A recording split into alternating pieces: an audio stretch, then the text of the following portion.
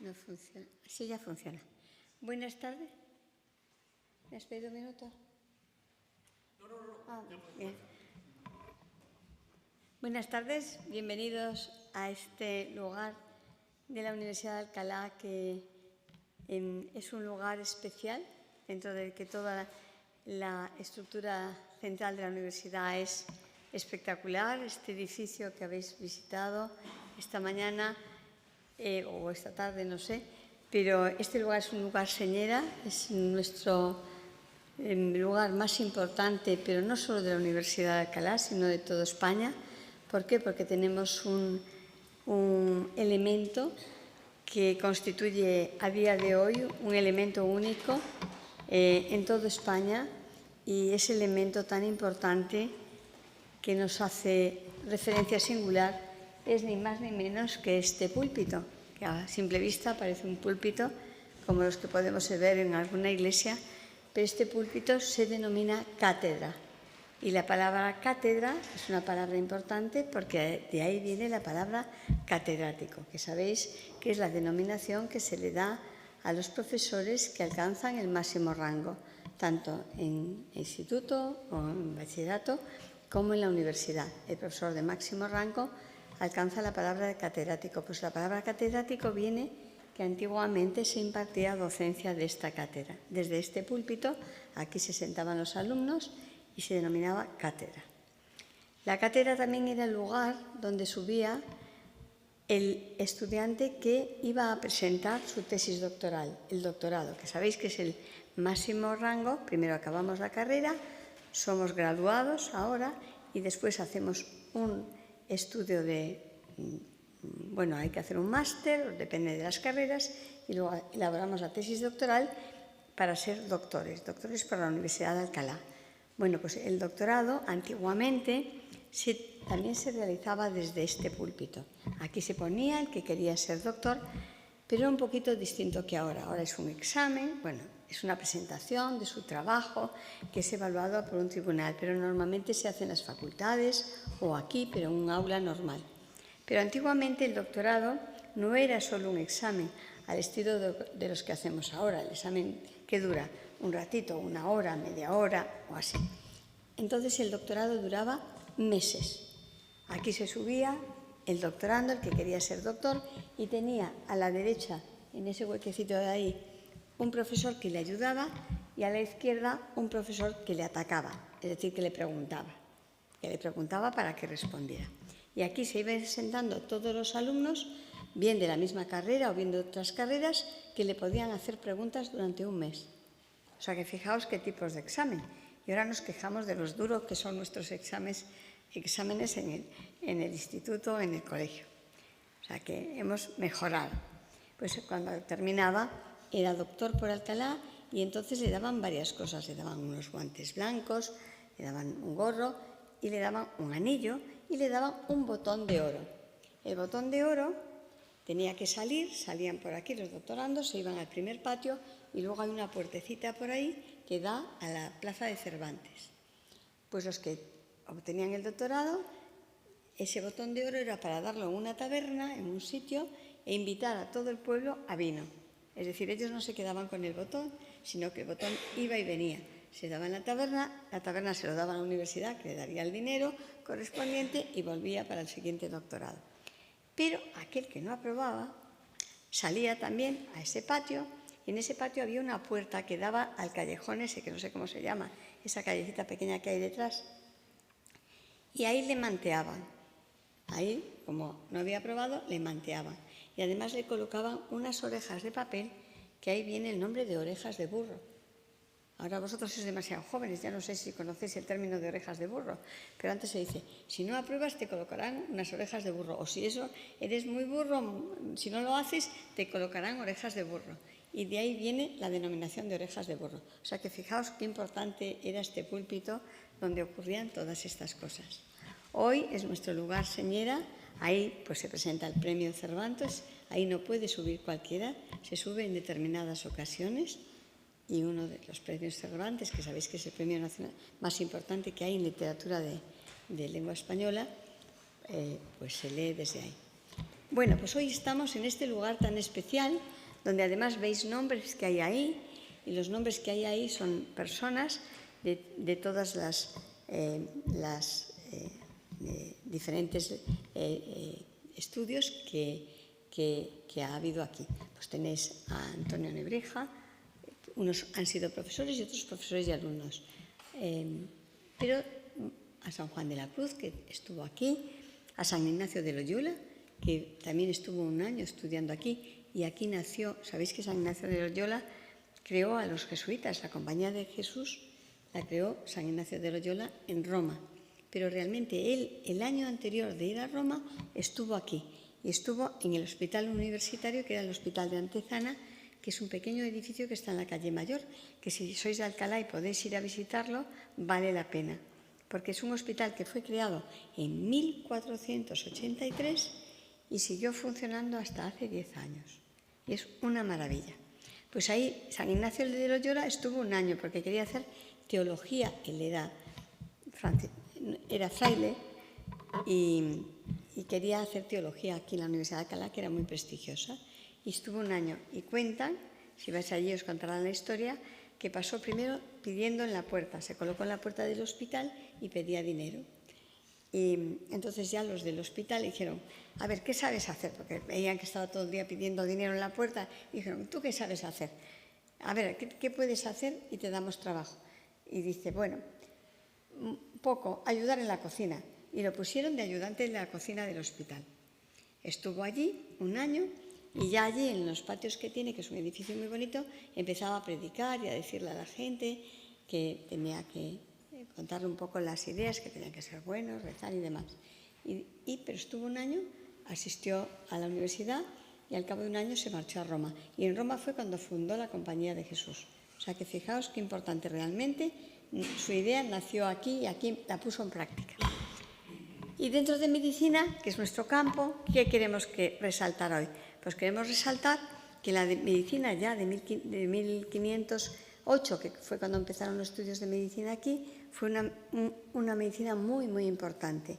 ¿Por qué? Porque era una medicina diferente de otros lugares donde también se estudiaba medicina.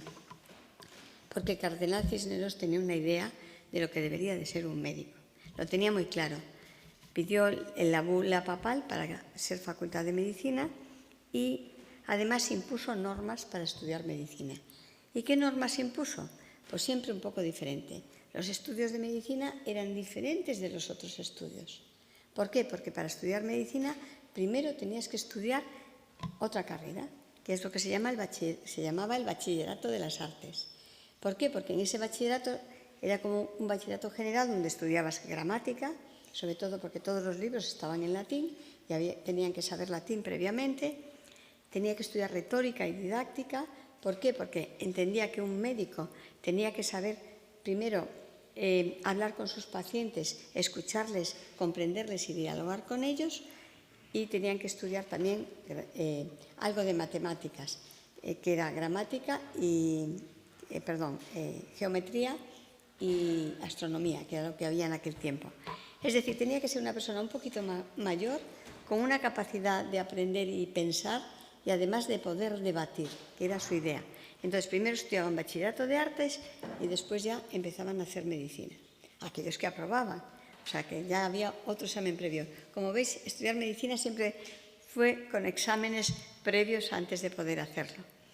Acababan medicina y Cisneros ya impuso en 1508 que los alumnos de medicina, además de la teoría, que había dos tendencias diferentes, la grecorromana y la islámica, tenían que estudiar todas y además debatir entre ellas, pero además tenían que hacer prácticas. Y era la primera vez que se impuso de modo obligatorio que tanto profesores de la facultad como los estudiantes tenían que bajar a los hospitales, pues esos son los primeros hospitales universitarios, porque tienen docencia reglada de medicina, reglada que es obligatoria y tienen que hacerla, y los chicos tenían que hacer prácticas durante al menos 6 meses. Bueno, pues uno de esos estudiantes fue ese señor, este nombre que veis ahí, que se llama Francisco Vallés y Covarrubias. Fue primero alumno, estudió medicina aquí, posteriormente fue catedrático, fue profesor y catedrático de prima, uno de los más importantes. Posteriormente fue tan importante que escribió, era anatomopatólogo, le gustaba la anatomía patológica, aquí se inventaron las especialidades médicas. Francisco Vallés fue anatomopatólogo, pero seguro que si sois de Alcalá os suena el nombre de Francisco Díaz. ¿Os suena el nombre de Francisco Díaz? Pues Francisco Díaz fue un urólogo muy importante, muy importante. O sea que también nació aquí como la especialidad de urología, la de psicología, la de obstetricia, es decir, muchas. Entendieron que el médico no podía abarcar tanto y tenía que especializarse en algo y así fueron naciendo aquí. Y él fue tan importante que fue nombrado galeno a nivel europeo porque publicó libros y era el galeno español, pero además alcanzó el máximo rango. ¿Qué máximo rango podía tener un médico en aquella época? Ser el médico del rey. Eso era el máximo rango que podía tener cualquiera. Y él fue el médico de Felipe II, al cual trataba de su gota, que tenía gota.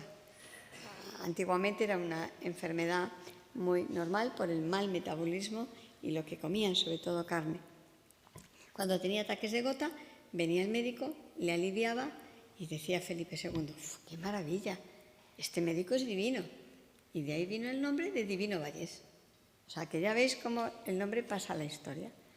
Pues aquí lo tenemos, Divino Vallés, ahora hace 500 años que nació y por eso estamos celebrando esa época en la que nació y celebramos que además haya sido estudiante de Alcalá y profesor.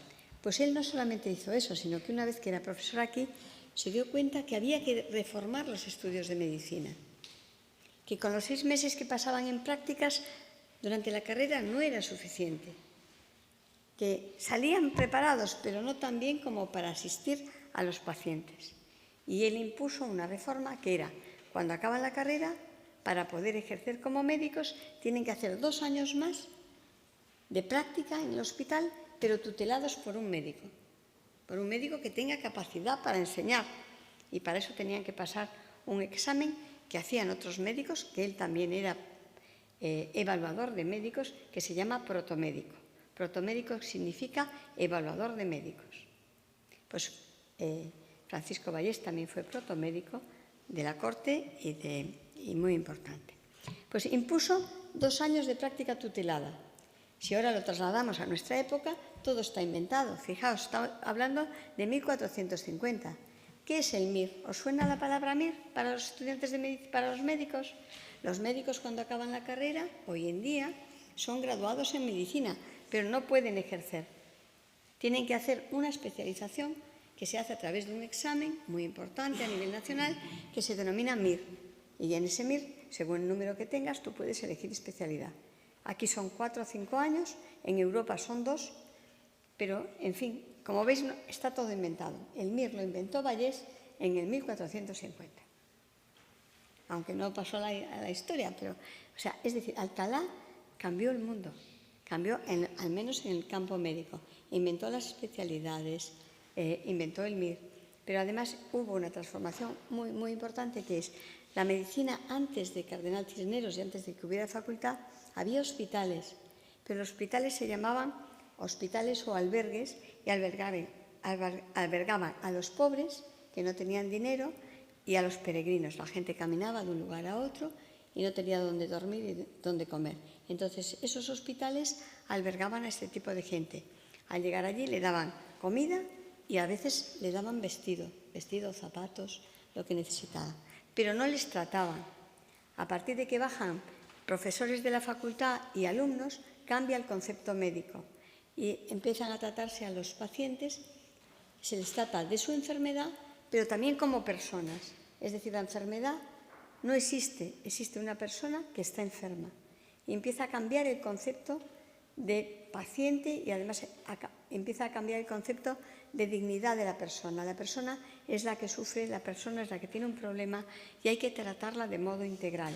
No sirve solo tratarla de su mal, sino que se le trata en su contexto. Y ese cambio de medicina es el más importante y así nace lo que denominamos medicina humanista. Medicina humanista es la medicina que contempla a la persona no solo en su enfermedad, sino como un contexto general de ser humano que tiene un trastorno físico, psicológico, un entorno social, es decir, se le trata en conjunto. Y de ahí viene el término de medicina humanista. Pues eso también nace en Alcalá. Pues si esa medicina la tuvimos en el siglo XVIII y fuimos muy famosos, ahora tenemos la misma medicina, pero ahora la llamamos medicina de vanguardia, porque la Facultad de Medicina de Alcalá es una facultad de medicina especial. Somos muy buenos, nuestros chicos tenemos un número muy alto en el MIR, tenemos un ranking de facultades de medicina, la Facultad de Medicina está en los primeros números, hemos tenido 2 números 1 que siempre salen en los periódicos hace poco, en las últimas décadas. Tenemos 4 hospitales que son referencia, el Hospital Príncipe de Asturias, que es nuestro hospital de Alcalá, el Hospital Ramón y Cajal, que tiene médicos top y es un hospital de vanguardia, el Hospital de la Defensa, muy curioso y muy bueno, y el Hospital de Guadalajara, que fue nuestro hospital núcleo central y que sigue siendo fantástico. 4 hospitales, 2 comunidades autónomas, Guadalajara está en Castilla-La Mancha, el resto en Madrid, un ministerio que es el Ministerio de la Defensa. Todos ellos coordinamos distintas instituciones para que nuestros estudios de medicina sean los mejores. Pero no solo eso, además, la Facultad de Medicina de Alcalá, de modo único en España, somos los encargados de formar a médicos militares. Lo habéis visto, hoy hemos tenido en la mañana una jornada de medicina militar. La sanidad militar es espectacular. Los médicos militares se forman con nosotros, con nuestros alumnos normales, estudian el mismo plan de estudios y son realmente fantásticos. O sea que tenemos muchas peculiaridades y por eso tenemos que conocer cómo es la medicina en Alcalá, porque Alcalá es muy conocida por el premio Cervantes, por los humanistas, pero poco conocida por nuestros médicos. Nuestros médicos han sido muy buenos y siguen siendo muy buenos. Y ahora os voy a pasar al decano de la facultad, que nos va a presentar a nuestro ponente de esta tarde, que ya veréis cómo son nuestros médicos de ahora, y vais a tener el lujo de escuchar al profesor Burgos, que es un auténtico lujo y que yo no puedo hablar de él, lo va a hablar el decano, pero os digo que es un lujo tenerlo aquí esta tarde y le damos las gracias por haber venido.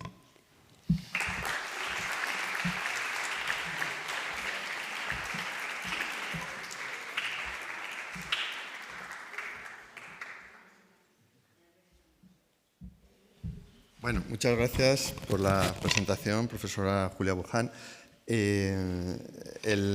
Yo voy a ser breve porque el profesor Burgos probablemente, si hubiera vivido en esa época, le habían dado a lo mejor un anillo de oro, o sea, una moneda o una señal de oro o 2, y hubiera salido por la puerta buena y no lo hubieran manteado. Porque tenéis la suerte de escuchar a uno de los mejores profesores de la facultad. Si un médico, para ser bueno, tiene que tener 3 cosas, tres aspectos. Ya sabes, la medicina es muy complicada, pero los médicos buenos tienen que destacar en 3 cosas, y el doctor Burgos destaca en esas 3. Os la voy a contar brevemente.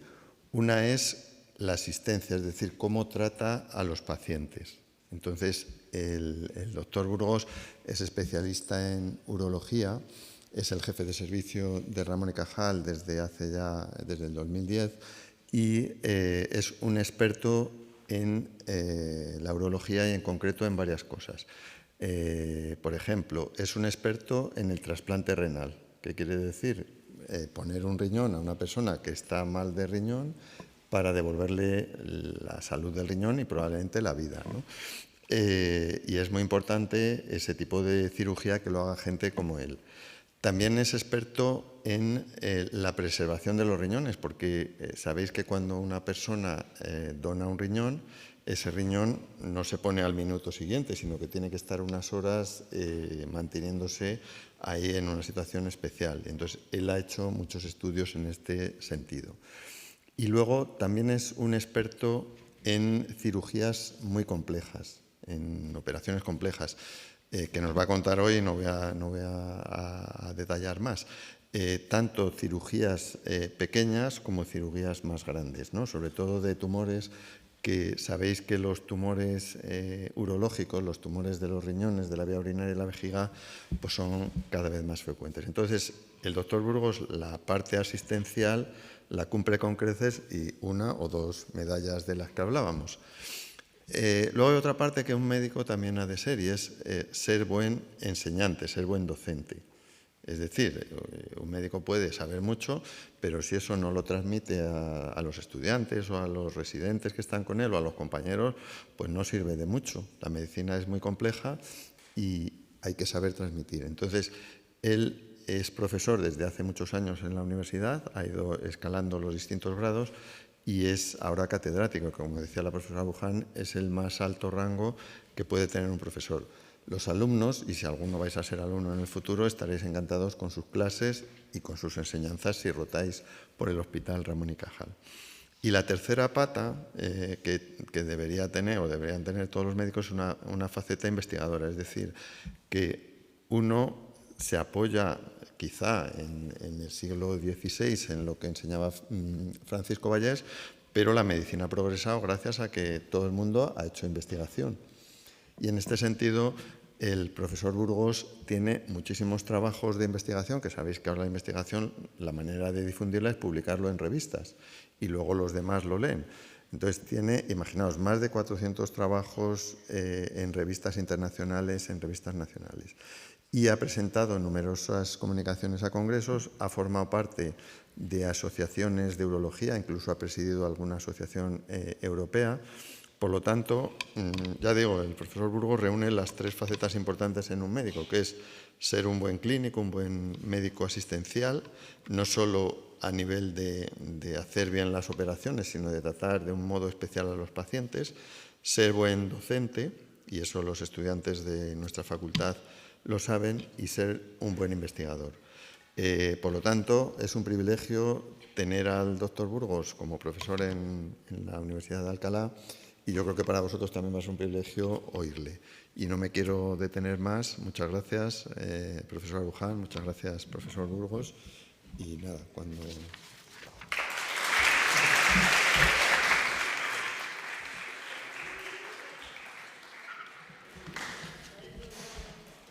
Bueno, buenas tardes. Muchas gracias a la profesora Buján y al profesor de arriba, primero por invitarme a estar aquí y hablar por primera vez en este entorno. Yo jamás había hablado aquí y ya ha comentado la doctora Buján que esto es un privilegio limitado a muy poca gente, ¿no?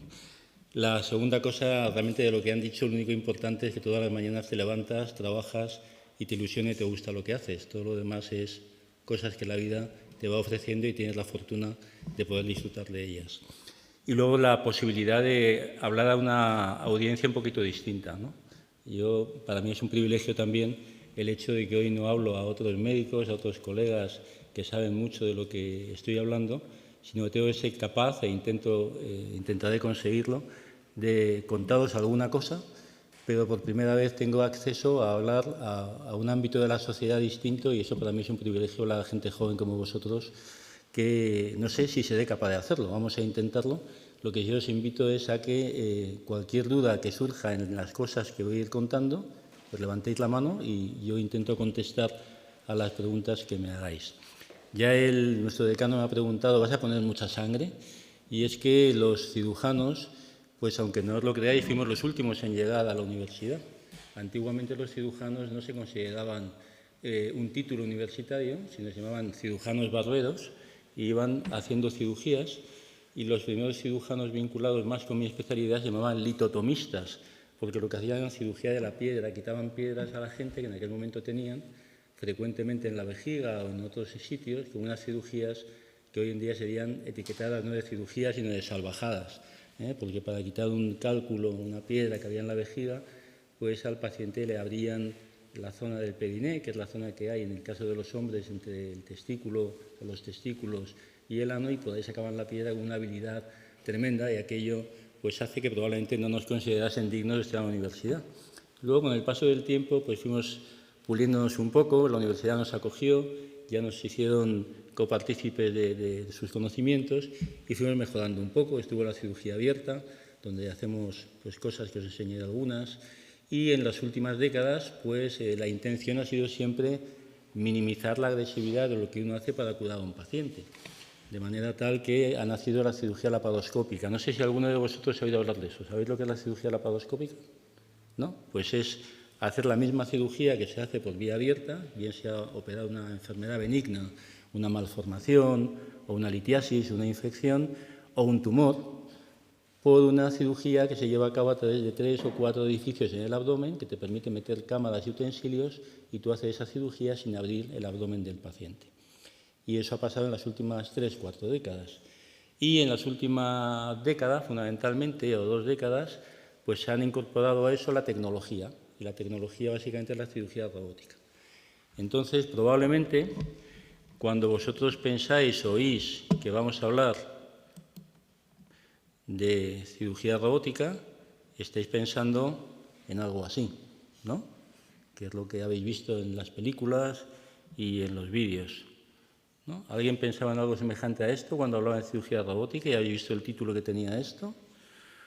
O en algo semejante a esto, ¿no?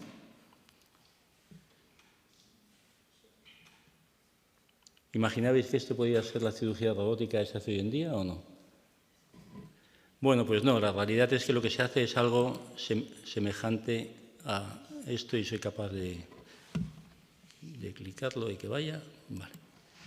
Bueno, esto que veis es cirugía laparoscópica. Veis que el paciente no tiene el abdomen abierto y veis que tenemos aquí una cámara que nos permite ver con una cierta buena calidad de imagen, ¿no? ¿Os parece que se ve bien o no? Buena calidad de imagen. Y veis que tenemos además aquí pues unas cositas que son unas pinzas que permiten coagular los vasitos que sangren, para que no sangren, o permite, como veis aquí, pues tiene una tijera muy delicada, que lo que hace en este caso, estamos operando a un paciente con un cáncer de próstata. Para que os orientéis, estamos mirando al paciente desde el ombligo, esto sería la parte baja del abdomen, aquí tenemos la vejiga y estamos quitando la próstata de este paciente. Como sabemos que aquí hay muchas arterias y muchas venas que sangran, pues ponemos esas cosas blancas que se llaman hemoloc y que lo que hace es que clipa las arterias y las venas para que no sangren. Y podemos llegar al cuello de la vejiga, ahí abajo tenemos el conducto por el que orinamos, la uretra, tiene una sondita puesta y estamos ahora pues acabando de cortar la uretra y nos llevamos la próstata. Eso significa que hemos quitado el tumor que estaba localizado en la próstata y ahora tenemos que volver a unir pues el conducto de la orina por el cual habitualmente hacemos pis todos nosotros y el cuello de la vejiga. Pues bien, este sistema permite, si os fijáis, 2 cosas. Una, que es ver con mucha nitidez, ver muy cerca, con muy buena calidad. No estás operando a un paciente que tienes si es muy obeso, ¿no? Pesa 120 kilos, tienes un acceso muy lejano al campo quirúrgico. Aquí nos da igual que el paciente sea obeso, pues estamos operando al lado de lo que estamos operando. Y además no tenemos las manos dentro, pero si os fijáis, esos instrumentos son como nuestras manos. Hacen los movimientos que hacen las articulaciones de vuestras manos y nos permite cortar, coagular, coser. Bueno, pues esto es cirugía actual. Os enseño esta otra cosa. Este es un paciente, es un TAC. Si os fijáis aquí, es un riñón normal y tiene una pelotita que es un tumor que está escondido dentro del riñón. ¿Eso se puede quitar sin abrir el abdomen al paciente?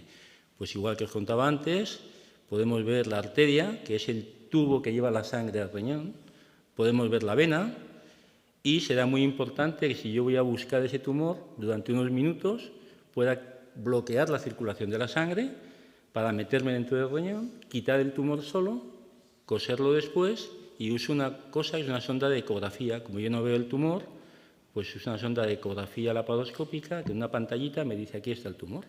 Y entonces digo, pues como está aquí, aunque no lo veo, pues voy a buscarlo.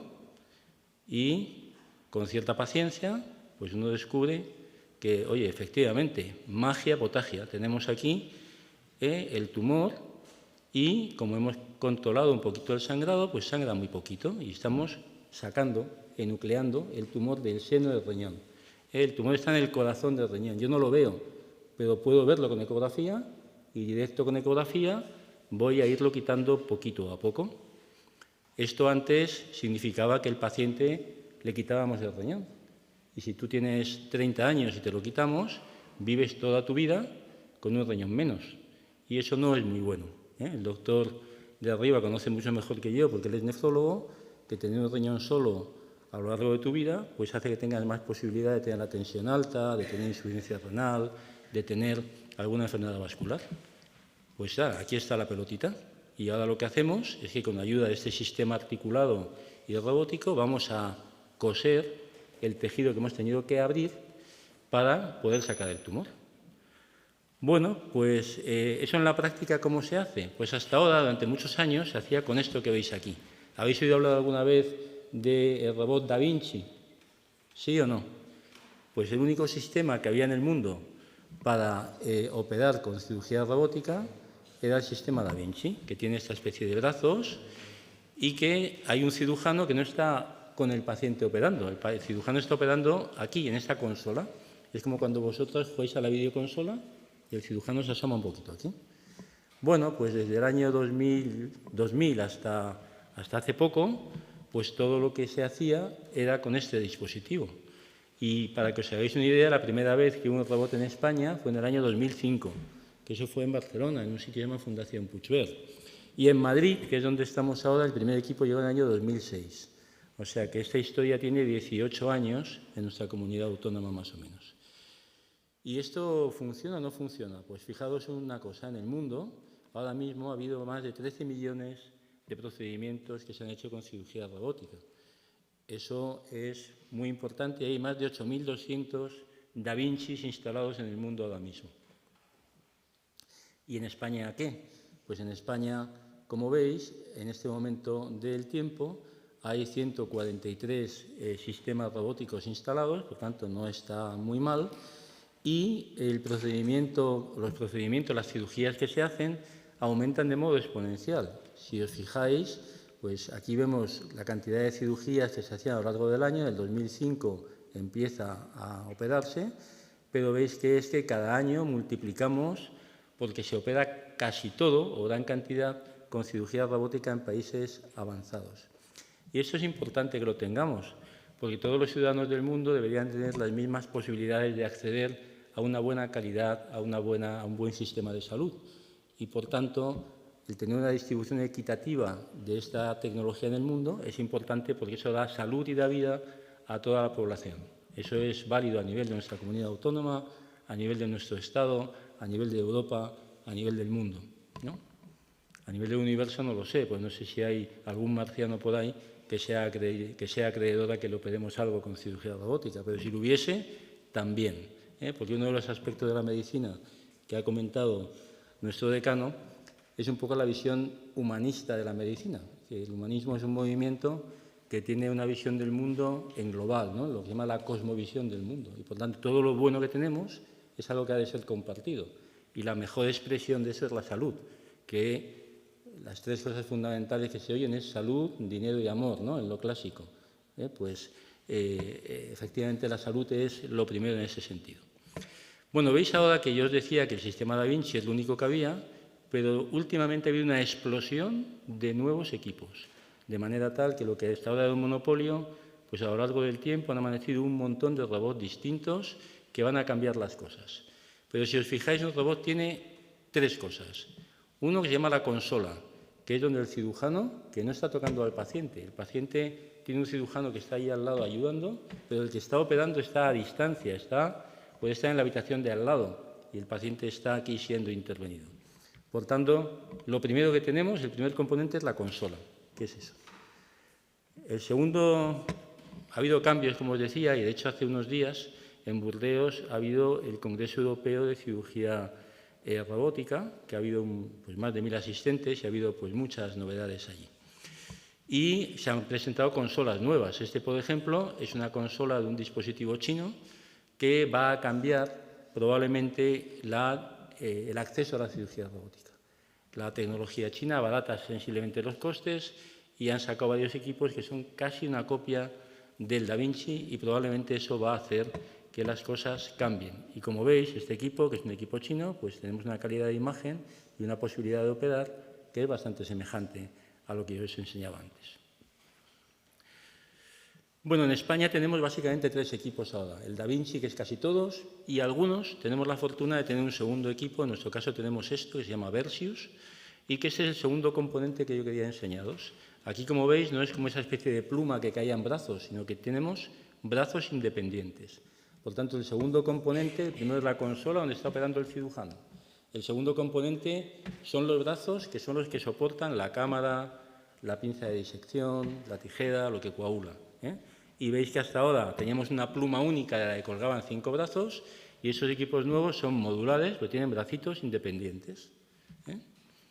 Uno se llama Versius y otro se llama Hugo. Bueno, pues muy bien. Y el tercer elemento importante son los mandos. Entonces, fijaos, este, por ejemplo, que es el último modelo que hemos montado en mi hospital, es un buen modelo para la gente joven. Yo, como soy un poco mayor, esto de jugar con el joystick se me da un poco peor. A mí me gusta más el Da Vinci que este, uso los dos. Pero fijaos que el cirujano está jugando a la consola, ¿no? Realmente. Probablemente muchos de vosotros seríais excelentes cirujanos robóticos, porque jugáis a la consola muy bien, esto ya es bien seguro, y por tanto seréis excelentes cirujanos robóticos. Y tenéis habilidades naturales para hacerlo, mejor que tengo yo, que tengo algún año más que vosotros. Bueno, pues avanzamos y os cuento un poco lo que pasa en nuestro hospital. En nuestro hospital tenemos la fortuna de tener los equipos ahora, pero hemos estado muchos años, y la Comunidad de Madrid en ese sentido hemos tenido la poca fortuna de no tener equipos robóticos en hospitales públicos, y eso ha cambiado. Y, bueno, pues este es nuestro equipo que hace la cirugía robótica en nuestro servicio, y veis que junto con los cirujanos generales, los ginecólogos y los torácicos, pues hemos operado en el último año, con este equipo concreto, con el Versius, pues 167 pacientes. Si veis que los urólogos somos los que más pacientes operamos, pues tenemos cirugías que son se benefician especialmente de la meticulosidad que ofrece la cirugía robótica. Y fijaos, esta es un poco la imagen del paciente, ¿no? El paciente está aquí, si os fijáis, esto es el abdomen del paciente, que para poder operar dentro de él con 4 agujeritos, ¿qué hace falta? Distender el abdomen del paciente con un gas que se insufla, de manera tal que el paciente tiene la tripilla hinchada. Y eso nos permite a nosotros navegar en una habitación. Si tuviese la tripita plegada, no teníamos espacio para movernos. Por tanto, creamos una habitación en el espacio del paciente, que si es un salón es mejor que si es una despensa, cuanto más amplio nos permite movernos mejor, y está iluminado porque ahí tenemos una cámara con luz que nos permite ver, ¿no? Pero el paciente se va a ir con su cirugía oncológica hecha, con su tumor quitado, sin nada más que 4 incisiones en el abdomen. Y veis que es un poco un montaje pues muy curioso, mucha luz, ¿no? Esto parece Vigo en Navidades, si os fijáis, ¿no? Antes de la Navidad el alcalde ilumina Vigo, como está la doctora, esto es una alusión directamente a la doctora Wuhan, lo de Vigo. Bueno, hemos operado varios casos, este es uno de los casos en los cuales veis que el papel del cirujano que está ayudando, pues tiene que estar haciendo cosas que ayudan al de la consola. Aquí el cirujano que se lleva todo el lujo y todo el éxito es el de la consola, pero os aseguro que el que está ayudando ahí tiene una labor que es muy importante. Por ejemplo, en este caso, estamos midiendo esto, que sabéis qué es, pues es una cirugía en la cual, cuando tú a un paciente le operas de un tumor de próstata, tiene muchas posibilidades después, o algunas, de tener pérdida de orina, incontinencia urinaria, o alteraciones en su potencia sexual, en la capacidad de tener buenas erecciones. Pues con este sistema nosotros lo que hacemos es que estimulamos una serie de fibras que hay en esa zona, le estamos al paciente midiendo la actividad del esfínter, que es el músculo que controla que se nos escape el pis o no, y estamos midiendo también la presión que tiene dentro del pene. Y nosotros de ese modo nos alejamos de las fibras nerviosas, donde va la continencia y va la potencia sexual, de manera tal que eso nos ayuda a preservar mejor los resultados en términos funcionales. No solamente le cuidamos el cáncer, sino que además tenemos que intentar cuidar las cosas que le dan calidad de vida, que es que no tenga incontinencia urinaria, que no se le escape la orina, o que pueda seguir manteniendo una actividad sexual normal como la que tenía antes. No os voy a contar esto, que no tiene sentido para vosotros, pero sí os voy a contar esto, que es cuánto vale tener un juguete de estos allí. Pues como veis vale entre 1,5 millones y 2 millones de euros, tener un robot. Por tanto es una tecnología que es muy cara y que eso ha hecho que su implantación haya sido limitada hasta este momento del tiempo. Y es necesario, si me oyen los de la casa que fabrican Da Vinci, posiblemente no me aprecien demasiado, pero es necesario democratizar el acceso de la tecnología a todo el mundo. Y por tanto, esto tendrá que bajar de precio, a pesar de que las empresas que comercializan los equipos intentan no hacerlo, y en ese sentido yo creo que el panorama va a cambiar sustancialmente porque ahora hay 7 o 8 equipos nuevos que tienen ya certificado o permiso de la Unión Europea, del certificado CE que veréis en algunos sitios, ¿no? Pues eso en la tecnología sanitaria existe y hace falta bajar los precios para que muchos hospitales y muchos médicos puedan tratar a muchos pacientes. Bueno, esto no os lo voy a contar y sí quiero contaros pues, alguna cosa más. ¿Cómo van las cosas? Pues esto de la cirugía robótica está muy bien, pero se apoya en otras cosas o camina a la vez que otra tecnología nueva. Y la realidad virtual pues es algo que posiblemente vosotros conocéis mejor que yo. ¿Alguno de vosotros se ha puesto unas gafas semejantes a estas alguna vez? ¿En qué entorno? ¿Dónde lo habéis hecho? ¿Dónde te has puesto gafas de estas? Con tus amigos. ¿Pero para ver qué? Un videojuego. Vale. ¿Alguien más ha usado gafas de estas? ¿Un micrófono ambiente tenemos o no? Habla un pelín más alto, ¿puedes? Venga.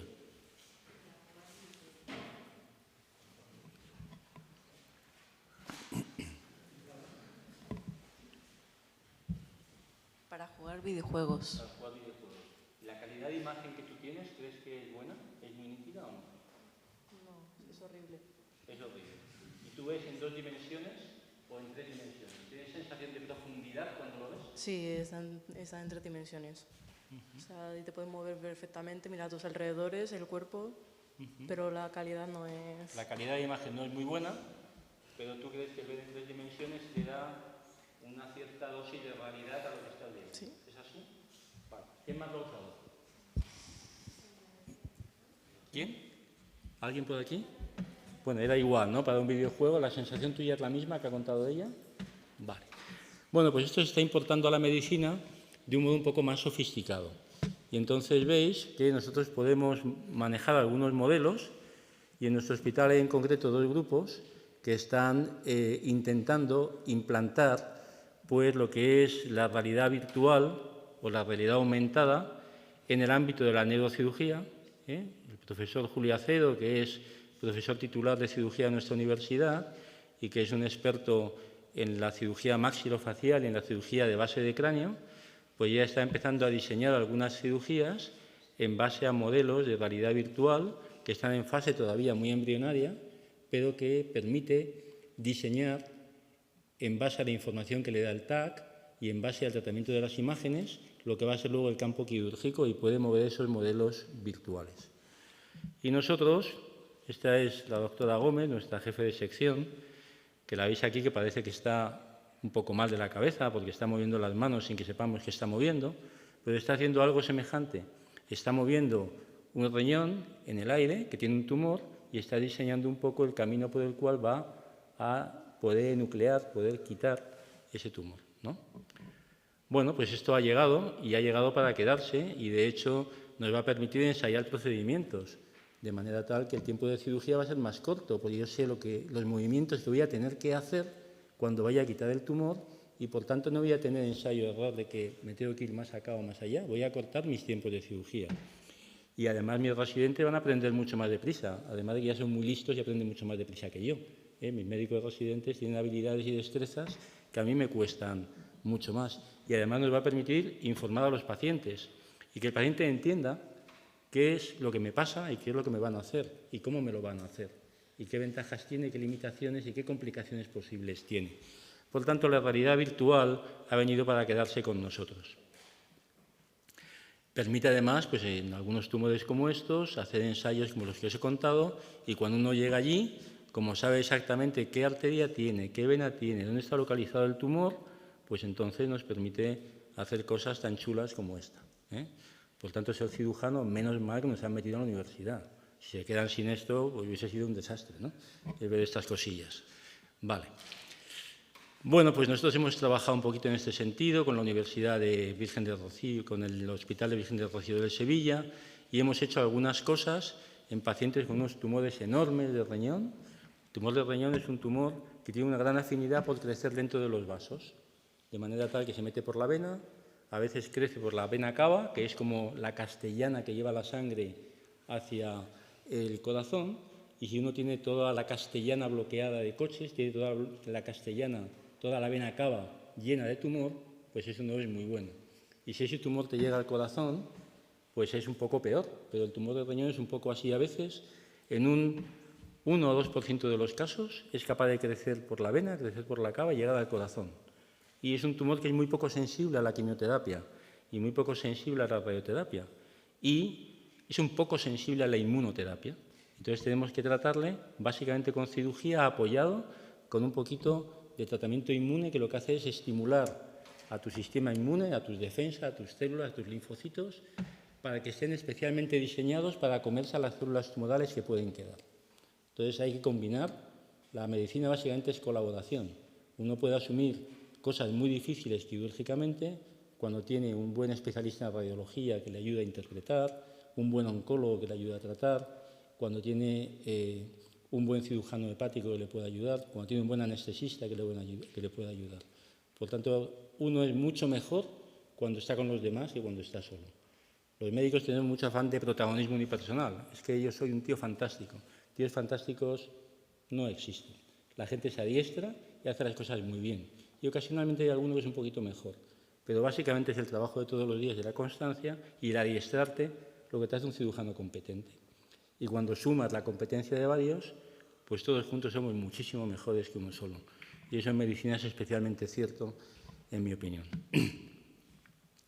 Bueno, pues este tipo de reconstrucción virtual 3D pues nos permite, por ejemplo, que en base a los datos que nos da el escáner, la ecografía o el TAC, podemos hacer modelos y vemos que este paciente es un paciente joven, oye, pues tiene aquí un riñón, que podemos ver que tiene un tumor en el polo superior, pues que es bastante grande y que habitualmente se quitaría lo que es ese riñón por completo. Y además tiene aquí pues varias arterias y varias venas, lo cual hace que si queremos quitar solo el pedacito del riñón donde está el tumor, pues tendremos que ir controlando la circulación de la sangre, de las arterias y las venas, para que cuando vayamos quitando el tumor, eso no nos vaya sangrando. Y eso pues es un poquito más difícil, pero es importante en gente joven por lo que decíamos antes. Nos pueden dar incluso pues, un modelo impreso como este, que podemos ensayar técnicamente cómo sería. Y veis que este modelo podemos orientarlo y podemos ver exactamente qué relación tiene el tumor pues, con las arterias o las venas. Y saltando del mundo de lo virtual al mundo de la realidad, pues cuando uno llega allí, esto es cirugía abierta, no es cirugía laparoscópica ni cirugía robótica, pues veis que uno de modo muy delicadito pues puede llegar a ver esas venas. Esto que veis aquí es el uréter, que sabéis que es el conducto que lleva la orina desde el riñón a la vejiga. Y si uno tiene un mapa muy preciso, uno llega mejor a un sitio con un Google Maps que sin mapa. Esto es el Google Maps del cirujano. Por tanto, para hacer cirugía de precisión, tienes que tener un buen sistema de guiado que te diga por dónde debes de ir. Y si además ahí en medio hay cosas que pueden sangrar, como todas esas cosillas que veis, que son venas de circulación colateral, las identificas. Y eso que veis ahí que tiene un nombre tan chulo, caimán. ¿Qué es el caimán? Pues es un sistema de sellado. Es un sistema que una vez que coge el vaso, tiene energía térmica que lo coagula y lo sella. Y entonces te permite que no sangre nada y tú puedas ir liberando tu riñón. Yo no soy una persona muy habilidosa manualmente. Yo cambio fatal los enchufes de mi casa, por ejemplo. Pero, bueno, probablemente te adiestras y eres capaz de hacer ese tipo de cirugía. Y veis que decía yo que tenía varias arterias y varias venas. Pues como tenemos un buen Google Map, pues vamos a poder identificar cada arteria y vamos a aislarla. Y vamos a poder identificar luego cada vena y la vamos a ir aislando. Y de este modo nosotros vamos a tener el riñón con todas las avenidas de entrada de sangre identificadas y todas las calles de salida de sangre identificadas. Y esto es como cuando llega la policía y bloquea las entradas y las salidas. Entonces ya ahí puedes manejarte libremente porque sabes que no va a sangrar aquello y vas a poder quitar el tumor sin que al paciente le suceda nada. Y esta es la arteria, que es la que lleva la sangre. Y fijaos qué tumor tiene el paciente. Es un tumor que no es pequeño. Bueno, pues ahora vamos a intentar trabajarnos un poquito el tumor con la seguridad de que tenemos bloqueada la sangre de entrada y salida. Hemos colocado esa cosita que se llama bulldog en la arteria para que no nos sangre, esa cosita que cogemos con la pinza, y ahora ya tenemos bloqueada toda la circulación de sangre que va ahí. Fijaos que ponemos hielo. ¿Por qué ponemos hielo?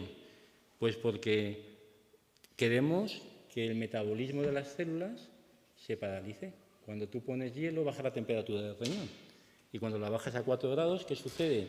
Que las células consumen menos oxígeno. Y nosotros estamos impidiendo ahora mismo que llegue sangre y, por tanto, oxígeno al tejido. Por tanto, ¿qué nos interesa? Que las células bajen la velocidad de funcionamiento para que consuman poco oxígeno, que yo no se lo estoy dando.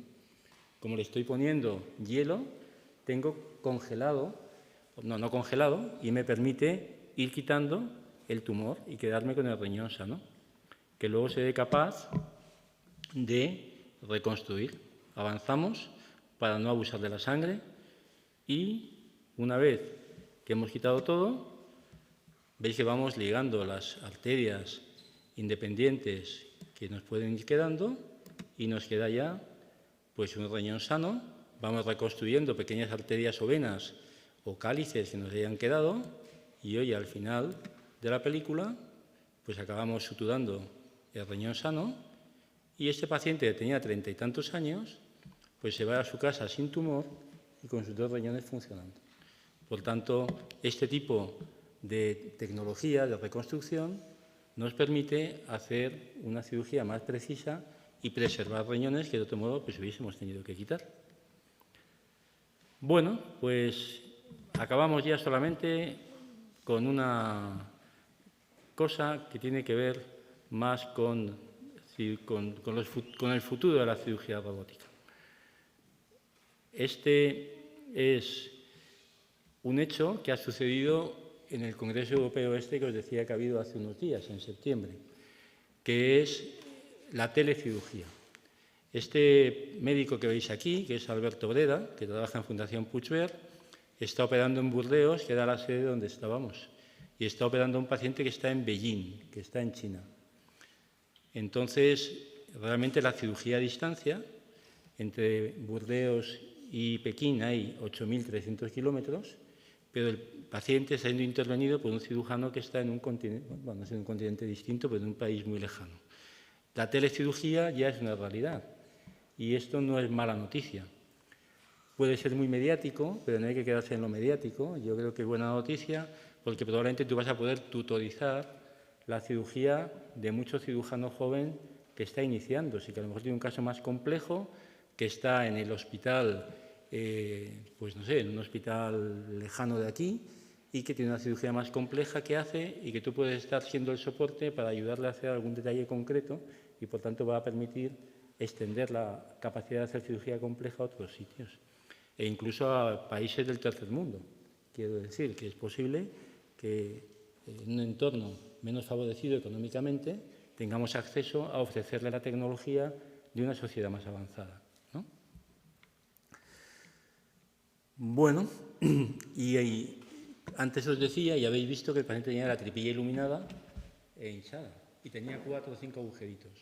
Pues vamos a ir avanzando un poco más, ahora vamos a tener solamente un agujerito. Si os fijáis, este equipo, que también es un equipo que esperamos poder usar en los meses próximos, que ahora mismo está en demo todavía, en demostración, tiene un único trocar, un único sistema por el cual entra todo y una cámara. Y si os fijáis, con un solo agujerito conseguimos que por ahí entren todas las cosas. Entra la luz, que es la óptica, nos permite ver con la nitidez que tenéis. Entra un sistema que es flexible y articulado, que permite coger las cosas. Entra un sistema que permite coagular. Entra una tijera o entra un sistema que permite coser. Por tanto, podemos hacer lo mismo, pero en lugar de con un agujerito, en lugar de con 4 o con 5, con uno solo. El paciente le vamos a operar su tumor de próstata, pero se va a ir con un único orificio aquí, o su tumor de riñón, por ejemplo. Por tanto, el futuro sigue siendo el ser lo que llamamos mini-invasivos, ¿no? Ser cada vez menos invasivos. Y para acabar ya os pongo esto, que es lo que intento mostrar, que es la necesidad de que todas las cosas buenas caminen juntas, de que toda la tecnología camine junto. Este es un paciente que estaba trasplantado, que era un 4º trasplante, que tenía 37 años y que le enviaban de otro hospital con motivo de una fístula que tenía y una complicación que tenía.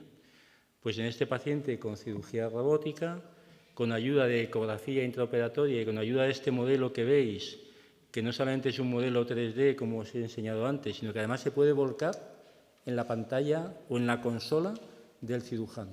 O sea, somos capaces de poner a bailar juntos la laparoscopia, la cirugía robótica, la ecografía intraoperatoria y el 3D virtual, que además no es que yo lo veo y luego me asomo, sino que además lo puedo solapar con lo que estoy haciendo. Con lo cual puedo navegar no solamente con un mapa que yo veo y miro, sino que el mapa lo solapo con la realidad, ¿no? Eso me permite que sea mucho mejor. Y, bueno, aquí tenemos menos sangre, no os asustéis. Con ecografía puedo estar viendo ese es el riñón trasplantado que tiene el paciente colocado aquí abajo. El paciente estaba operado como 5 veces, ¿no? Por eso le enviaban aquí. Tenía una especie de colección, que era un acúmulo de líquido ahí, que se llamaba un líquido linfático. ¿Sabéis lo que es la linfa? Bueno, la linfa es una producción de un líquido que tenemos todos en una cierta cantidad y que camina también hacia el corazón. Con ecografía nosotros vemos dónde están los vasos importantes. Esta es la arteria y la vena ilíaca, que en ese campo quirúrgico es imposible saber qué es, porque está operado el paciente 1000 veces. Y con mimo, pues identificamos una cosa que es el uréter, que lo veis verde. Estamos usando otra cosa que es la fluorescencia. Metemos un líquido que tiñe la orina o que tiñe los vasos según lo pongamos por la orina o lo pongamos por la sangre y nos permite identificar cosas que no vemos. Y vemos que al paciente, pues en ese uréter que tenía el hombre, pues estaba pues muy desvitalizado, estaba, como veis, pues con muy mal aspecto, ¿verdad? Tenía colocado un tubito dentro de este catéter. Bueno, pues con mimo somos capaces de ir progresando y probablemente este paciente, si no sumamos todas esas cosas juntas, no hubiésemos podido hacer lo que vais a ver finalmente que conseguimos hacer, que era colocar su uréter sano en la vejiga, ¿no? Ese uréter que ya no está en buen estado, ese lo quitamos. Ese catéter que tenía puesto hacía el hombre meses de un aspecto ahí pues fatal, ¿no? También se lo quitamos. Le quitamos el pedacito de uréter que nos parece que puede estar menos sano y veis que ahí tiene muy buen aspecto. Eso sangra y, oye, la sangre es señal de que está bien vascularizado, de que le llega sangre. Movemos un poquito la vejiga para que nos llegue y abrimos la vejiga. Y ahora vamos a enchufar ese uréter en esa vejiga. Esto, con este sistema de robot, es más fácil, porque te permite mover la aguja como si tuvieses los brazos dentro y te permite hacer conexiones pues, entre la vejiga y ese uréter. Este paciente, que coincide además que he visto esta mañana en la consulta, curiosamente, lleva operado 18 meses, hacía hoy, pues se encuentra con una función de su riñón buena. Y para un paciente de 38 años, y esto lo sabe de nuevo mucho mejor nuestro decano que yo, que este es su 4º trasplante, pues realmente la posibilidad de que pueda vivir sin un catéter externo y que no tenga infecciones y tenga esta solución, pues es añadirle calidad de vida y años de vida, las dos cosas. Por tanto, en alguna medida el mensaje final de esto es que la medicina avanza y avanza básicamente porque la tecnología que va surgiendo debe ser incorporada con sensatez, ¿no? En cirugía hay una cosa que se dice que a mí me parece que está bien, ¿no? Nunca seas el primero que hagas una técnica ni el último que la abandone, ¿no? Entonces, probablemente eso es cierto, porque junto a la importación de la tecnología es muy importante el sentido común.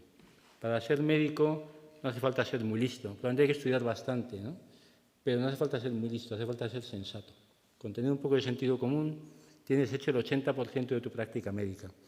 Y, por tanto, bueno, pues es de sentido común que todas las cosas buenas las pongamos a bailar juntas para que casos complejos puedan ser solventados y pues es el ejemplo final que quería poner como ejemplo de la necesidad de poner sensatez en nuestra práctica médica, de quitarnos protagonismo en el sentido de querer ser las estrellas de la película, que es una cosa que a los médicos nos encanta, pero tenemos que intentar tener menos interés en ser la estrella de la película y en poner todas las cosas juntas para que las cosas vayan bien para nuestros pacientes, que es lo único importante y la razón de ser de que estemos aquí.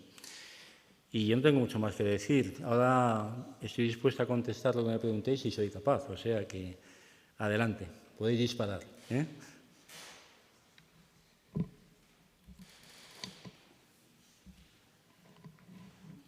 ¿Cuántos médicos hay aquí potenciales? A ver, que levanten la mano. 1, 2, 3, 4, 5, 6, 7, 8, 9, 10, 11. A ti te han empujado un poco la mano, que lo he visto. 11 médicos potenciales. ¿Y cuántos cirujanos potenciales? 1, 2, 3, 4, 5. Bueno, he conquistado el 50% de las almas. Esto está bastante bien, teniendo en cuenta la facultad. Pues, Julia, tú mandas.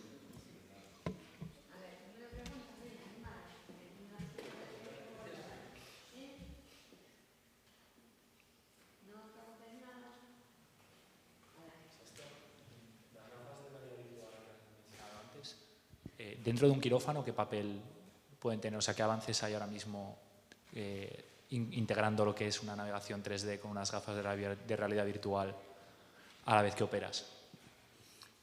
En este momento está en fase muy inicial, pero básicamente te vale para mover lo que tú estás viendo del campo quirúrgico. Puedes mover las áreas de cirugía de interés en las cuales estás operando, y de cara a la navegación puedes estar simulando con tus manos o con tus instrumentos lo que luego vas a trasladar al campo quirúrgico. Esto en cualquier caso ahora está en fase inicial. Yo os he enseñado alguna publicación que hay en este sentido y las dos experiencias piloto que está empezando a ver en el hospital. Lo que yo os he contado, el vídeo de la doctora Gómez haciendo cositas desde hace un mes o mes y medio, y el vídeo del doctor Acedo me lo envió ayer, que me lo encontré por el pasillo, me enseñó el vídeo y le dije, oye, pásame el vídeo que mañana voy a contar en la Universidad de Alcalá cosas de innovación tecnológica y cirugía robótica, y me parece que está justo en la frontera en la que estamos ahora. Yo no estoy muy seguro que sea de muchísima utilidad, lo de las gafas. Te lo digo, esa es mi opinión personal. Me parece que es de mucha más utilidad todo lo que es el desarrollo de los modelos 3D que os he contado, porque eso sí es una realidad, como habéis visto, eso sí cambia la práctica de la cirugía. Y creo que sí es un aspecto muy importante la realidad aumentada, que es el momento en el cual tú eres capaz de solapar las dos imágenes, y de este modo, por ejemplo, en el ámbito del trasplante lo estamos empezando a hacer. Cuando tú tienes que hacer una conexión de una arteria, de un injerto, con la arteria ilíaca del paciente, frecuentemente los pacientes mayores tienen mucha arterioesclerosis, tienen zonas de calcificación de las arterias que tú no puedes suturar ahí, no puedes coser ahí. Y eso externamente puedes no verlo si no lo tocas, pero si estás haciendo cirugía laparoscópica o robótica no tienes tacto. Es estupendo, es mini-invasivo, pero la sensación de tus dedos tocando las estructuras no la tienes. Y entonces, con esto, tú solapas la arteria de la realidad virtual con la arteria real y te dice dónde está la placa, y sabes que ahí no debes ni de clampar la arteria ni de abrir la arteria para suturarla. Y ahí, por ejemplo, es una gran utilidad. Ese es el paso siguiente. Lo que yo os he enseñado es que tenemos la capacidad de importar la imagen a la consola del robot, del Da Vinci, ¿no? Que veis la imagen abajo. Esto que os cuento que ya se está haciendo es el paso siguiente, que no es que tengo la imagen y lo veo a la vez y lo oriento a la vez, sino que es que lo solapo y estoy operando a la vez la imagen y la realidad. Y eso yo creo que sí añade valor en situaciones concretas. Lo de las gafas yo soy más escéptico.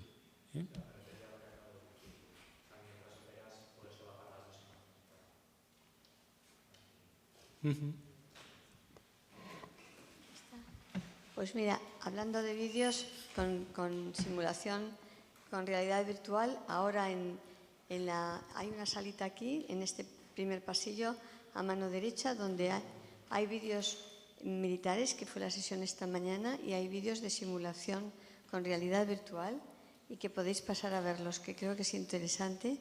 Bueno, Natalio sabe un poco más que yo de eso. ¿Puede contar? Bueno, buenas tardes a todos y todas. Sí, ahí hay un vídeo.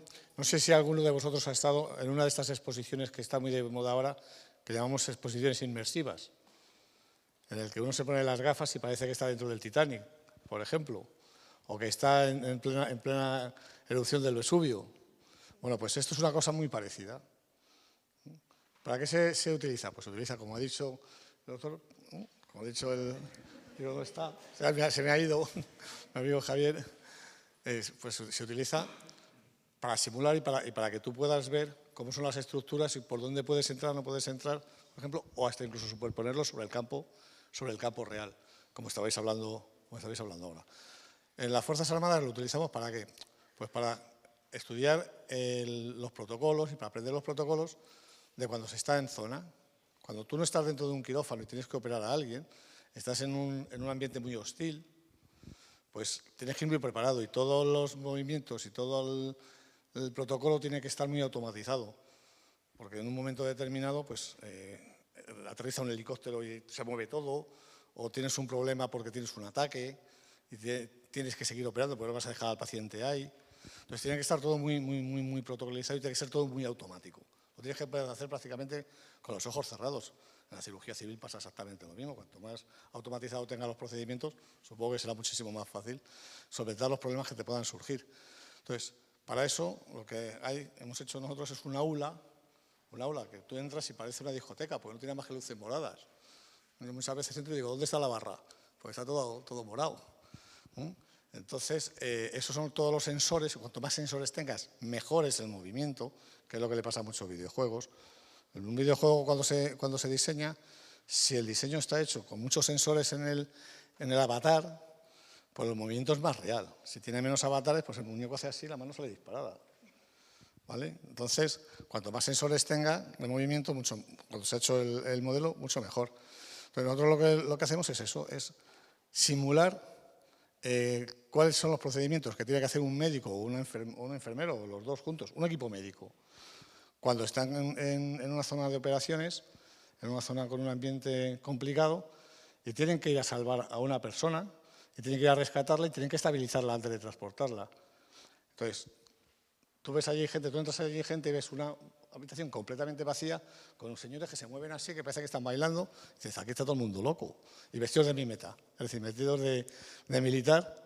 Entonces, luego realmente tú ves lo que están haciendo en el ordenador y tú ves que están pues suturando una herida, poniendo un torniquete para evitar una hemorragia, etc. Entonces, eso es lo que vamos a ver ahora, es como entrar dentro prácticamente de una sala de realidad virtual. Son operaciones inmersivas que se denominan. Pues como todavía está abierta, si queréis, a la salida podéis ver el vídeo. Vale. A ver, ¿alguna pregunta más sobre la cirugía robótica? ¿No? A ver. Sobre las estadísticas de las especialidades que tienen lo de cirugía robótica, ¿por qué la urología es la más alta de todas? De hecho, la cirugía robótica nació en gran medida en nuestra especialidad, básicamente en la cirugía del cáncer de próstata, que es una cirugía que está en la pelvis, que está profunda, que es una cirugía donde la próstata está envuelta en una especie de malla de nervios, que son los que llevan la continencia y la potencia, que son fibras, algunas del nervio pudendo, que es fibra somática, y algunas del plexo pélvico, que son fibras parasimpáticas, que ya os explicarán un poquillo de qué va eso. Entonces, el efecto secundario fundamental que tenía, como os decía, es una tasa de incontinencia alta y una tasa de disfunción eréctil, alteración de la potencia sexual alta. Y ese fue el motivo por el cual, cuanto más precisión pudiésemos tener en preservar lo que llamamos esos haces neurovasculares, esas cosas que llevan nervios y vasos, pues daba más posibilidad de preservar la función sexual y la continencia. Y luego los urólogos hemos sido los padres de la cirugía endoscópica. El mundo de la endoscopia nace del mundo de la urología. Siempre hemos estado en la vanguardia de la endoscopia y fuimos los primeros en incorporarnos, pues la cirugía endoscópica de la vejiga, por ejemplo, a través de la uretra, pues se pueden meter endoscopios finísimos que te permiten valorar la vejiga. Hoy en día tenemos endoscopios súper finos que nos permiten navegar por dentro del uréter, desde el exterior de la uretra entramos en la vejiga, desde ahí localizamos dónde desemboca el uréter, navegamos por el uréter y podemos operar dentro del riñón pues piedras, cálculos o tumores. Entonces siempre hemos sido un poco pioneros en la endoscopia y eso hizo que nos moviésemos en ese sentido. Y de hecho en los inicios de la cirugía robótica el 95% de la cirugía era la de los urólogos. Ahora, si os fijáis, en la experiencia de nuestro hospital, es verdad que nosotros somos los que más hacemos, pero ya los cirujanos generales, los cirujanos torácicos, los ginecólogos también hacen, los maxilofaciales también hacen, los otorrinos también hacen, cantidad mucho menor, pero cada vez incorporamos más procedimientos a ello. En eso hay que poner un poco de sensatez. Hay procedimientos que se benefician de la cirugía robótica porque añades una calidad que no te lo da la cirugía abierta o la cirugía laparoscópica. Pero hay otros que realmente no. Por ejemplo, nosotros cuando hacemos una extracción de un riñón para un trasplante de donante vivo, ahí la cirugía robótica no aporta nada. O sea, hacemos cirugía laparoscópica de buena calidad, pero no aporta nada. Ahora sí vamos a empezar a hacer trasplantes robóticos, nos parece que aporta más precisión en algunas cosas. Por tanto, tampoco tenemos que gastar el dinero en todas las cosas. Es decir, ser médico está muy bien, pero hay un cierto nivel de compromiso social para que los recursos económicos que tengamos los distribuyamos del modo más sensato posible. Entonces, tenemos que usar tecnología adecuada para las cosas en las cuales de verdad aporta beneficio, pero no tenemos que suprautilizar esa tecnología para cosas que se pueden hacer con menos coste, ¿no? Entonces, ese fue un motivo. Y el segundo motivo fundamental es porque cuando tú tienes una plataforma de estas, de un robot, tienes que certificarla en una especialidad concreta. Y, por ejemplo, la urología está certificada con todos los equipos. Es la primera especialidad que se certifica. Pero el segundo equipo que tenemos, Versius, por ejemplo, no estaba certificado para la cirugía torácica, ahora sí lo está, pero no está para maxilofacial, no se puede usar, no está legalmente autorizado para usarlo, hasta que no pasa una serie de estándares que te dicen que puedes usarlo. Entonces, ese fue un poco el motivo por el cual los urólogos fuimos un poco pioneros en esto. ¿Qué complicaciones pueden surgir de la cirugía robótica que no saldrían de una cirugía normal? Ahí puede haber dos tipos de complicaciones. La primera son tres tipos de complicaciones. La primera es la complicación potencial de cualquier cirugía, que la tiene. Y son algunas cirugías como el donante vivo de tu hermano que te dona un riñón a ti. Ese paciente no es un paciente, no le pasa nada.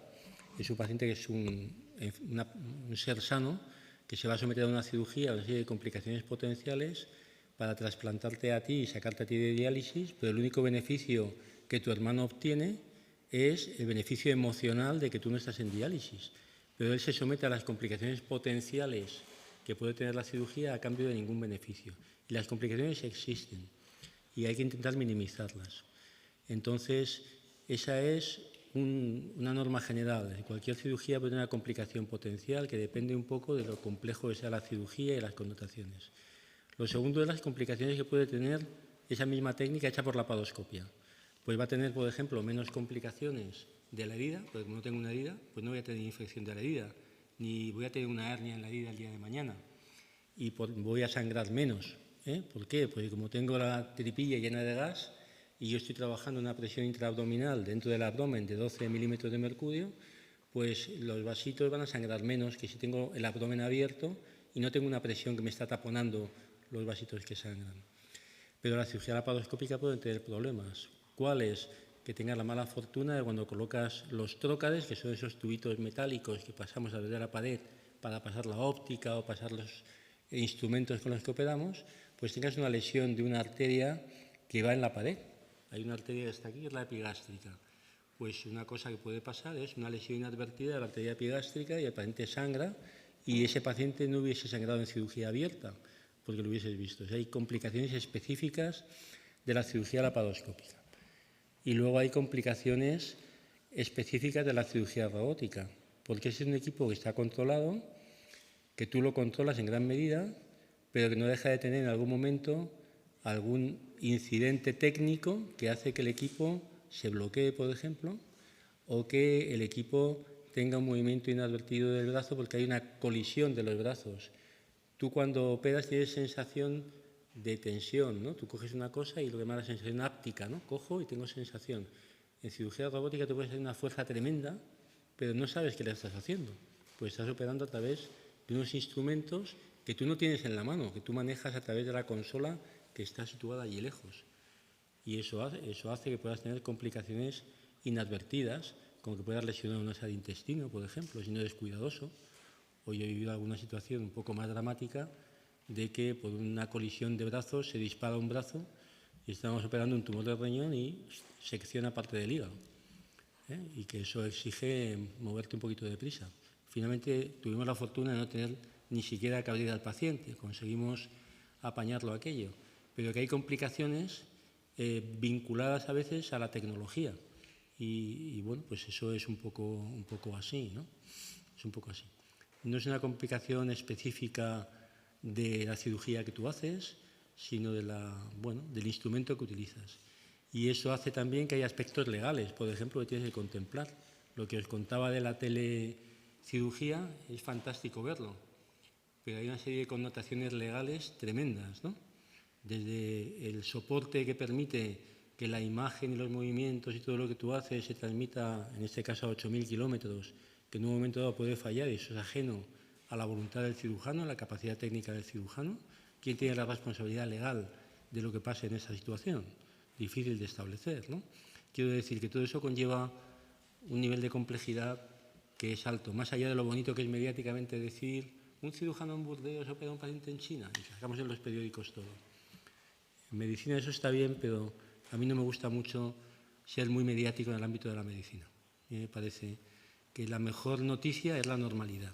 Cuando una cosa que es muy compleja se asume en el día a día con normalidad y no es noticia, es la mejor noticia.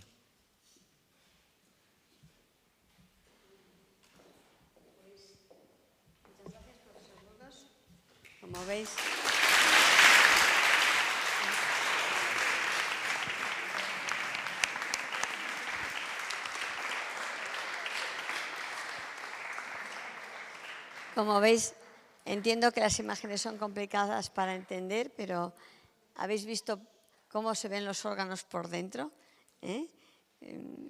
Que son espectaculares y no como se pintan en las películas cuando te abren, sino que son de otra manera, que todo es muy igual, que hay que conocer muy bien las estructuras porque dentro todas son iguales y para eso hace falta pues aprender anatomía, aprender todo lo que van haciendo. Y de nuevo, yo la única pregunta que le haría es, ¿para aprender cirugía robótica ahora ya está incorporado en el programa de MIR o hay programas todavía especiales? Porque cada vez que aprendemos algo necesitamos más tiempo y más. La pregunta que hace la profesora Buján es muy, muy importante, porque eso hace que cuando pasamos hace un par de décadas de la cirugía abierta a la cirugía laparoscópica, pues claro, los residentes que se forman en cada especialidad van y en 4 o 5 años pues se adiestran en las técnicas que tiene tu especialidad. Y además, bueno, realmente ver a los residentes crecer es fantástico, porque tú ves a alguien que llega y que no sabe hacer nada, incluso que tiene que dar noticias a veces a los pacientes, a los familiares, difíciles de dar, ¿no?, en cuanto a la evolución de una enfermedad, y le ves a los 2 años o 3 años y te sorprende la capacidad técnica que ha adquirido de hacer cosas y la capacidad de asumir responsabilidades a la hora de comunicar a la paciente o a los familiares cosas graves que están sucediendo. Y en el ámbito técnico, pues claro, cuando aparece la laparoscopia, todos los cirujanos que eran fantásticos, que operaban muy bien por vía abierta, pues la gran parte de la cirugía abierta empieza a quedarse un poco obsoleta. Y entonces todo el mundo quiere hacer laparoscopia, pero los residentes no tienen acceso a ello. Se quedan desconectados de eso porque eso lo hacen los cirujanos más mayores que tienen que adiestrarse en la técnica nueva. Y ahí pagan un precio importante en su formación. Porque lo que se va a hacer, que es el futuro y la realidad inmediata, es curiosamente lo que a ellos no les dejan hacer en su formación, ¿no? Porque no hay nadie que lo sepa hacer dentro de su grupo de trabajo y se forman los más antiguos. Y ahora la cirugía robótica está empezando a pasar un poco lo mismo. Entonces, un poco intentando minimizar eso, lo que hemos hecho es poner como condición que uno de los equipos robóticos que nos han traído nos dejen un segundo equipo, esos que valen 1.500, no 1,5 millones de euros, ¿no?, en cirugía experimental, de manera tal que la gente se pueda adiestrar en cirugía experimental y los residentes puedan adiestrarse también ahí y puedan adquirir las capacidades técnicas para poder hacer técnicas básicas. Y que en la clínica luego puedan hacer alguna fase de la cirugía robótica que sea más sencilla, algún procedimiento en su cuarto o quinto año de residencia. Ese es el plan de formación que tenemos. Tenemos 4 módulos, un módulo que hace alusión a la cirugía endoscópica y endodológica, uno a la laparoscopia convencional, otro a la microcirugía y el cuarto a la cirugía robótica, con la intención pues, de intentar minimizar pues, esa dificultad que vamos a volver a vivir históricamente y intentar evitar. Por tanto, la pregunta que dices es una pregunta tremendamente delicada y sensible, pero sin duda es la pregunta donde jugamos un poco el futuro inmediato de la capacidad técnica de nuestra gente joven. Eso es indudable. Está muy bien formarse en lo último, pero claro, en el quirófano también hay que estar preparado para que si algo falla, poder abrir y poder reparar, ¿no? Entonces no se puede olvidar tampoco la cirugía básica abierta, porque si nos vamos ya a tecnología... Efectivamente es así, es que la cirugía abierta que queda es la más compleja. Claro. Entonces, curiosamente, la gente joven pues no hace apenas cirugía abierta, hace todo por laparoscopia y son excelentes cirujanos.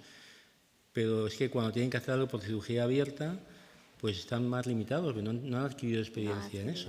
La cirugía del trombo en cava que os he enseñado, del tumor ese que se metía ahí y tal, pues resulta que es una cirugía de una cierta complejidad, pero que hace falta pues un cierto hábito de hacer cosas, ¿no? Que ellos no han tenido posibilidad de adquirir, pero es que eso ya no se hace, y lo básico no se hace.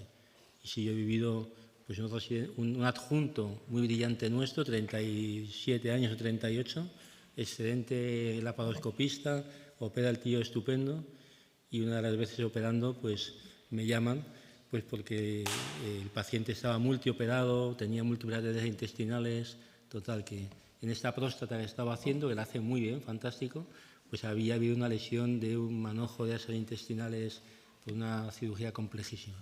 Total, una lesión intestinal, total, ya apañamos aquello, viene el cirujano, tal, y digo, bueno, pues ya tenemos esto, vamos a operar, vamos a quitar la próstata por vía abierta. Y yo es que esto no lo he hecho nunca, ¿no? El tío tenía 35 años, excelente cirujano, pero surge una situación compleja que lo obliga a hacerlo por vía abierta, dice, pues no, ponte aquí, porque esto no lo he hecho nunca.